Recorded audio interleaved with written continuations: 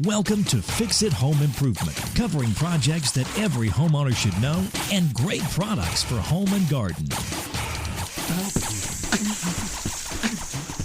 Hi, I'm JC, and this is where we share weekly home improvement tips. I'm here with my co-host, Cindy. Hello, JC. Hi, Cindy. This week we're going to be talking about whole house humidifiers, and we received a couple new 5-star ratings on Apple Podcasts. We really appreciate it. Cool. Cindy is almost finished with book 17. I think I have 2 chapters to go. That's great. And we'll let you know when you can download it from Amazon. General Filters was founded in 1937 by Art and Grace Redner. They started out by making car filters in their home. Most cars in the 1930s didn't come with an oil filter, so cars needed their oil changed every 500 to 1,000 miles. Wow. They developed one of the first whole house humidifiers in the 1950s, and April Air also started making whole house humidifiers in the 1950s, and both companies are still making whole house humidifiers today. Cool. When we were at my cousin's house helping her with the water heater, I noticed that she had a whole house humidifier, Right. and it wasn't turned on. I asked her if she uses it, and she asked, what am I talking about? What is that thing on my there furnace? was a lot of curse words in that town, but so I thought it'd be a good topic for a podcast. Sure. So, what is a whole house humidifier? There are whole house freestanding or console humidifiers that you fill with water to increase the humidity level, and they're good for 1 or 2 areas or a small home. A furnace-mounted unit will increase the humidity level evenly throughout your whole home. Mm-hmm. And this week we'll be talking about whole house humidifiers that are connected to the furnace ductwork to add moisture to the air in your home. And there are 2 main types of whole house humidifiers, steam and evaporative. With evaporative humidifiers, there are 2 main styles, a bypass style and a fan-powered style. A bypass or flow-through style humidifier is usually installed on the warm air supply duct, and it will have a duct connecting it to the return air duct, so air moves over a humidifier pad to absorb moisture. A fan-powered style is usually installed on the warm air supply duct, and a fan inside the unit moves air over the humidifier pad. It isn't connected to the return duct. These styles generally have a humidifier pad that water and air pass over to increase or maintain the humidity level in your home. Companies call the humidifier pad a water panel, a water pad, a vapor pad, a filter, or an evaporator pad. There's also a drum style, and this has a water pan that holds water and a circular drum frame that has an evaporator sleeve or pad, and this absorbs water from the water pan, and air moving over it adds moisture to the air in your home. A steam humidifier has a canister that holds water inside the unit, and there are 2 electrodes that set into the water. When the unit turns on, it boils the water to release steam into the ductwork, which is pretty cool. Super cool. How does the evaporator style humidifier work? A common evaporator humidifier has a pad with a honeycomb look to it, and it's held in a plastic frame. A tube brings water to the top of the frame.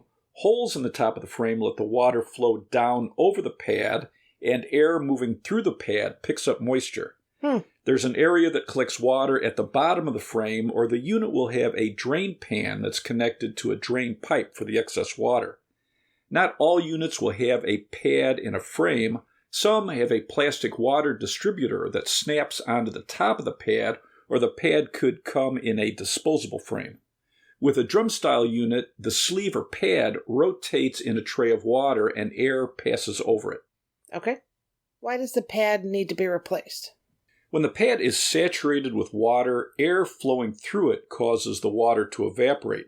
General Filters recommends replacing the humidifier pad routinely because when minerals build up on the surface, it reduces the pad's ability to absorb water. So how often does it need to be replaced? General Filters recommends replacing a humidifier pad at the start of each heating season and again mid-season, depending on your humidity demand and the water mineral content. April Air recommends changing the humidifier pad at least once a season, and a couple of their models recommend it being replaced twice a season. For a steam whole house humidifier, April Air recommends replacing the canister once a year or when prompted by the service light. What are some top humidifier pad companies? Best Air, it's BEST, capital AIR, Honeywell, HONEYWELL, April Air, APRIL, capital AIRE, and General Filters, GENERAL, capital FILTERS. How long do whole house humidifiers last? I couldn't find anything about longevity on the company's websites, but it should last the life of your furnace. They're pretty easy to maintain, and the evaporator styles don't have many parts that can go bad. What type of warranties do they have? I saw between 1 to 5 years for warranties, so that's something you should be comparing if you're purchasing a new one. Okay. Hey, JC? Yes. What should the humidity levels be in your home? Mayo Clinic says for good health, the humidity level in your home should be between 30 and 50%. The EPA also recommends 30 to 50% and keep it below 60% to prevent mold and mildew growth and reduce the amount of dust mites. Oh, dear. Which is a great episode. In the winter, in cold climates, you'll try to keep the humidity level in the 30 to 40% range. If the humidity level is too high in winter, it can cause condensation. Cold air outside is very dry, so Honeywell recommends when the outdoor temperature is 0 degrees Fahrenheit, the indoor humidity should be set around 25%. If the outdoor temperature is 10 degrees Fahrenheit, set the humidifier to 30%. If the outdoor temperature is 20 degrees, indoor humidity should be around 35%. If the temperature is 30 degrees outside, set the humidifier to 40%. In cold climates, you should adjust the indoor humidity level to the outdoor temperature to avoid condensation on windows and other surfaces, which could cause damage. All right. Humidified air feels warmer and more comfortable at a lower temperature, so it can help you save energy. Low humidity levels can dry out your skin, cause a sore throat, nosebleeds, or chest congestion. Low humidity levels can damage wood flooring, cabinets, and furniture because as wood loses moisture because of dry air, it can shrink, warp, and crack. In dry climates like desert areas, a humidifier can be used in the summer to keep the humidity level above 30%. All right. How do you set the humidity level on a whole house humidifier? The controller is called a humidistat. All right, and what is it? So it's a device that's attached to your humidifier and it monitors the humidity level. When the humidity level falls below the level you have it set for, it will turn on the solenoid valve to feed water to the humidifier, and it also controls the fan on a fan-powered humidifier. For steam humidifiers, it can turn on the unit and start the fan on your HVAC system to move the moisture. A common humidistat will have a knob and an arrow that you rotate to the humidity setting you want, and there are also digital humidistats. They look like a thermostat. All right. How can you check the humidity level in your home? You can get a hygrometer, and that measures the humidity in the air, and there are tabletop styles that come in a small size. They'll usually also have a thermometer on it. It's nice. What are some top-rated hygrometer companies? ThermoPro, it's THERMO, capital PRO. Accurite, ACU, capital RITE, and Xtech, EXTECH. Should you run a humidifier all year long? Generally, in winter, you use a humidifier to add moisture to the air to maintain a good humidity level, and in summer, you're using a dehumidifier or an air conditioner to reduce the humidity level. So in most climates, they're primarily used in winter. Okie dokie. What are some maintenance tips for a steam whole house humidifier? April Air says you should be replacing a canister at least once a year on a steam whole house humidifier. And to do that, they say turn off the unit from the front of the unit, wait a few minutes for the unit to drain, turn off the breaker to the circuit that the humidifier is on, remove the cover, Then remove the 2 electrode wires and the wire from the high water sensor on the top of the canister. The electrode wires should also be replaced every few years. Disconnect and remove the steam hose on the top of the canister. It's going to have a hose clamp on it. Pull the old canister up and out and inspect the drain opening and remove any debris. Remove the O-ring from the drain opening and replace it with a new O-ring that comes with the new canister. Check that the strainer is on the bottom of the new canister.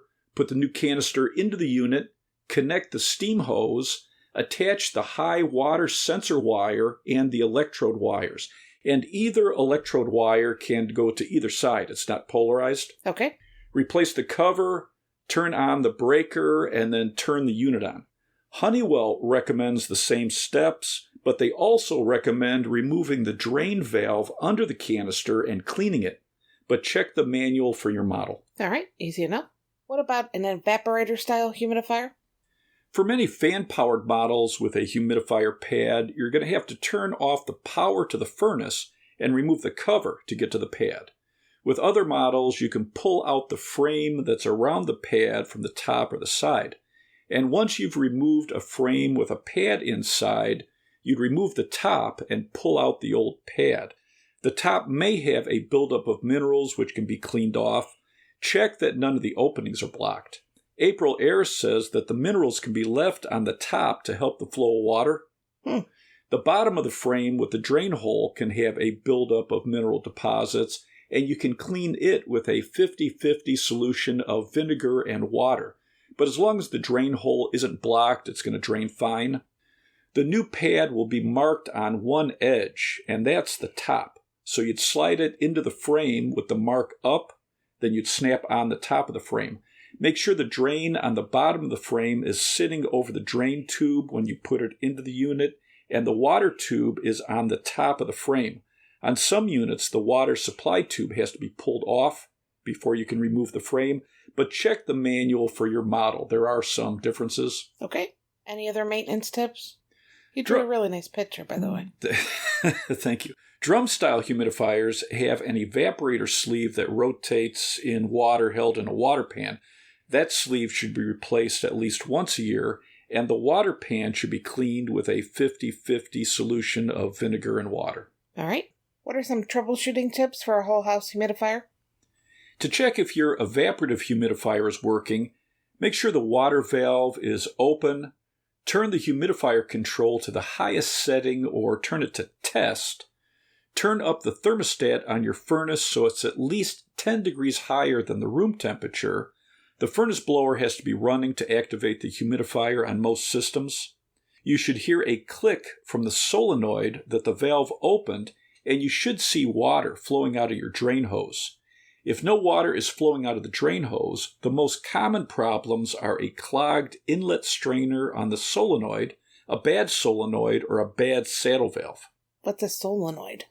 A solenoid valve controls the water going to the humidifier. When the humidistat senses it needs to increase the humidity level, it opens the circuit to the solenoid valve so the valve opens and water flows to the humidifier. The solenoid valve has a water strainer on the inlet side of the valve. April Air recommends checking the solenoid strainer once a year and clean it or replace it if needed.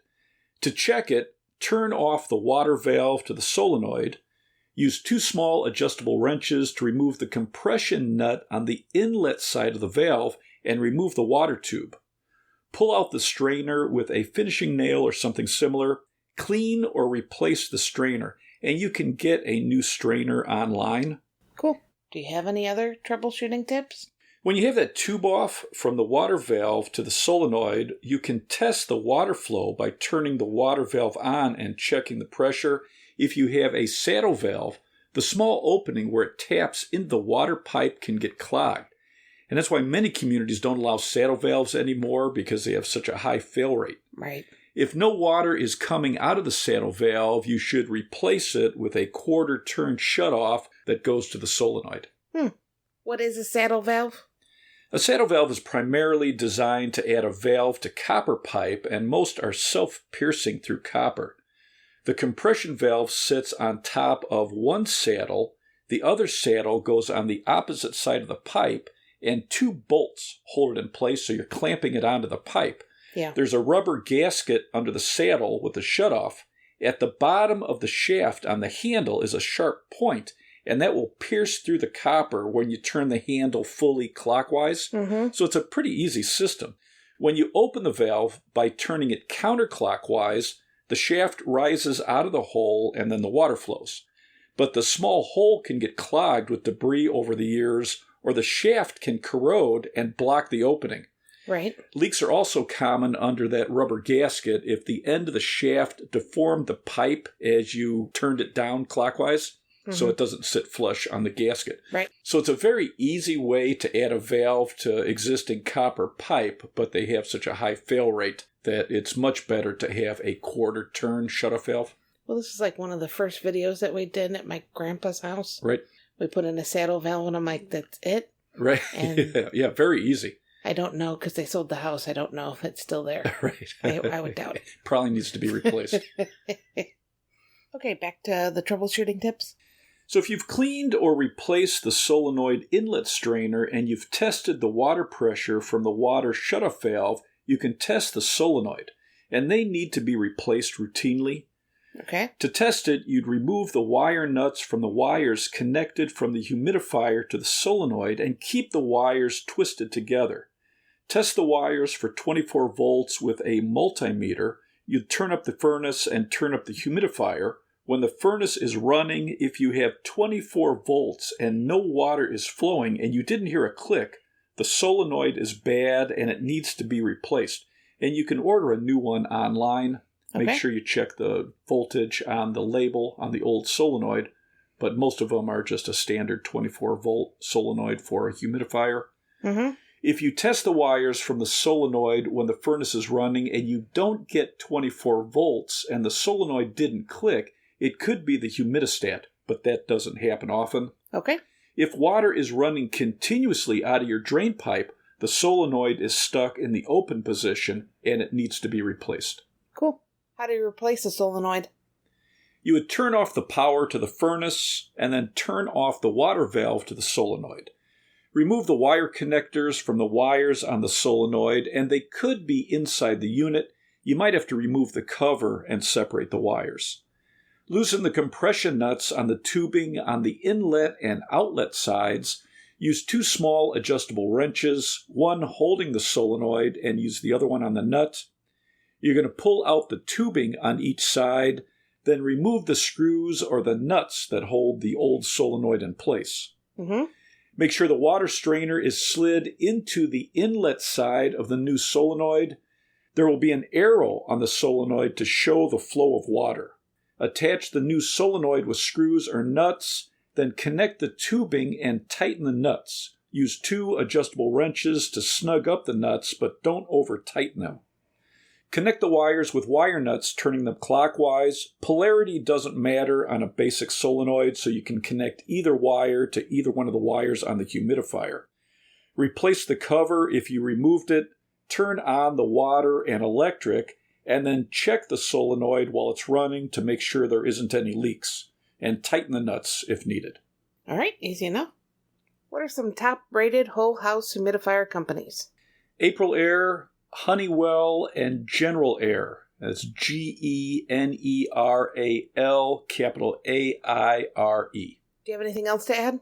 A whole house humidifier can make your home more comfortable and help protect your wood flooring and furniture. Check your manual for the maintenance routine for your model. Replace the humidifier pad or canister at the beginning of the season and check that your humidifier is working properly. And we just did a video about replacing the solenoid on our YouTube channel, and we titled it, How to Replace the Solenoid Valve on a Whole House Humidifier. Wow, great title, JC. Thank you. Let's wrap this up. You can subscribe to the podcast on your favorite podcast app. If you enjoyed it, please leave us a review. You can check out our home improvement videos on our YouTube channel, Fix It Home Improvement. And you can subscribe to that as well. You can download our ebooks, Home Improvement Solutions, What Every Homeowner Should Know, books 1 through 16 on Amazon. If you enjoyed it, please leave us a 5-star rating and review. You can email us at fixitpodcast@gmail.com. You can follow Cindy on Twitter @FixitCohost, and you can follow us on Instagram, Fixit Home Improvement. Thank you for listening. Talk to you next week.